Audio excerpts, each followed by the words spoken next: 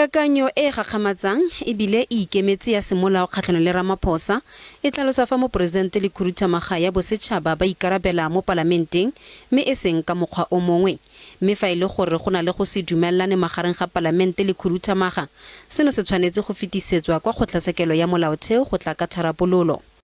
The President cannot take the law to his hands. Our constitution is not self-executing. The President cannot adopt a self-help constitutional style. Our constitutional scheme doesn't allow it.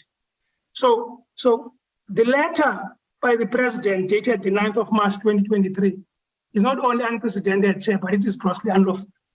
Kakanyo eno e engwa nokeng ke yo mogolwane mme a ikemetse mo mererong ya semolao.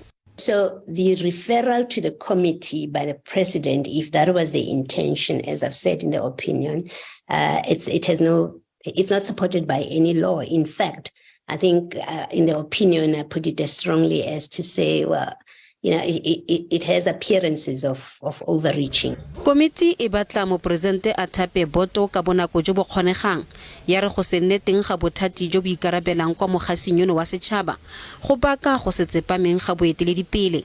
We are all interested in the resolution of the problem and that we want to see the SABC working and that we are not complicit to its collapse.